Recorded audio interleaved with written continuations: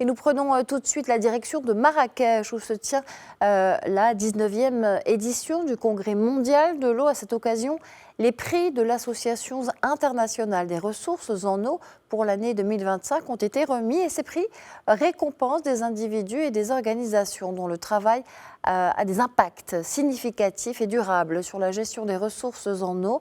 Il soutient aussi des solutions innovantes et promeut des pratiques durables au bénéfice des communautés et des écosystèmes du monde entier. Nous retrouvons notre envoyé spécial, Nora Basile, qui couvre ce congrès pour nous à Marrakech. Bonjour Nora. Bonjour Nadia. Donc parlez-nous de ces récompenses et de ces prix qui ont été désignés, délivrés, décernés aujourd'hui.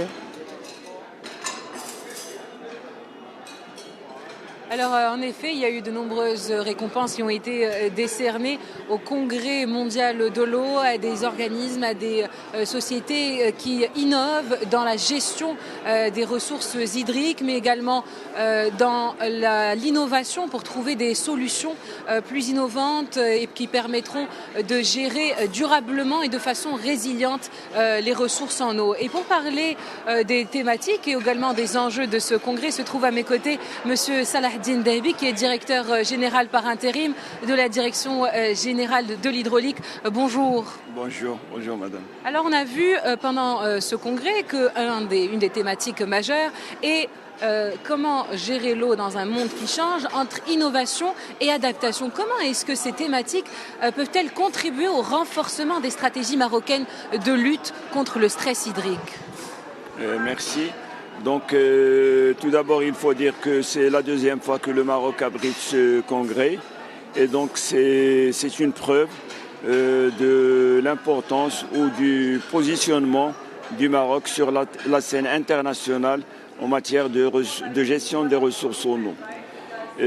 En relation avec la thématique et l'innovation de ce congrès, donc c'est l'occasion pour le Maroc tout d'abord de présenter son expérience.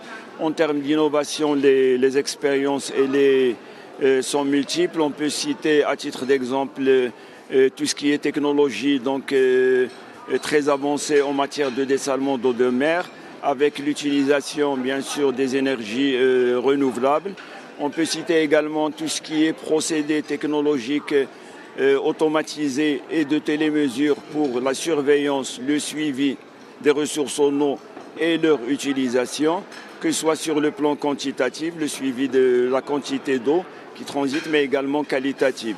On peut citer par exemple tout ce qui est traitement complémentaire des eaux usées par des technologies telles que telles que les UV, et justement pour que ces eaux résiduaires soient réutilisées, notamment en irrigation. Les exemples sont multiples. L'exemple de procédés de plaques photovoltaïques flottantes sur les retenues de barrage pour empêcher l'évaporation, mais également pour la production de l'énergie. Comme je disais, donc les exemples sont multiples.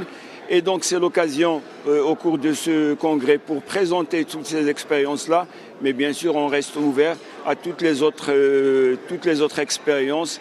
C'est l'occasion d'apprendre également les expériences surtout réussies des autres pays, et bien sûr dans l'objectif de toujours rester à l'avant-garde de tout ce qui est utilisation des technologies de pointe dans la gestion et le traitement des eaux d'une façon générale. Alors, on l'a vu, le Maroc met en place de nombreuses initiatives pour mieux gérer ses ressources hydriques en termes de barrages, en termes de stations de dessalement d'eau, mais également en termes de réutilisation des eaux usées. Aujourd'hui, quelles sont les priorités du Maroc en termes de gestion de l'eau ? Si on veut parler de priorité, pour résumer tout en un seul mot, c'est la sécurité hydrique. Et justement, pour atteindre cette sécurité hydrique, donc on est en train de tout d'abord renforcer l'offre en eau, la poursuite de la réalisation des barrages dans un contexte de dérèglement climatique avec des phénomènes extrêmes, c'est-à-dire des sécheresses et des inondations. Donc on a intérêt à avoir des capacités de stockage importantes et donc la poursuite de réalisation des barrages, mais également l'ouverture sur les zones non conventionnelles, le chantier de dessalement d'eau de mer. En 4 ans, on a passé la production de 35 millions de mètres cubes par an à 360 millions de mètres cubes. Et à l'horizon 2030, il est prévu qu'on dépasse les 1,7 milliard. Également la réutilisation des eaux usées, toujours dans le renforcement de l'offre. Et à côté, en parallèle, la gestion de la demande, c'est-à-dire l'économie de l'eau à travers l'amélioration des rendements, de l'efficience, de tout ce qui est conduite et réseau de distribution, que ce soit dans l'eau potable ou l'irrigation. Et donc, bien sûr, à côté de tout ça, il y a tout ce qui est gouvernance, tout ce qui est préservation des ressources, surtout les ressources souterraines. Et dans ce cas, on peut citer le cas de la gouvernance à travers les contrats de nappe, qui sont un cadre contractuel de gestion participative de tous les intervenants dans l'utilisation des eaux souterraines. Eh bien, merci infiniment, M. Salaheddine Dehbi. Je rappelle que vous êtes directeur général par intérim de la Direction générale de l'hydraulique. Merci. Merci à vous, madame.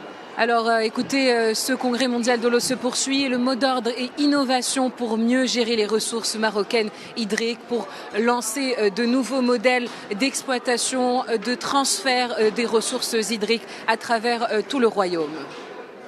Merci Noura Bazir, envoyée spéciale à Marrakech pour cette 19e édition du Congrès mondial de l'eau.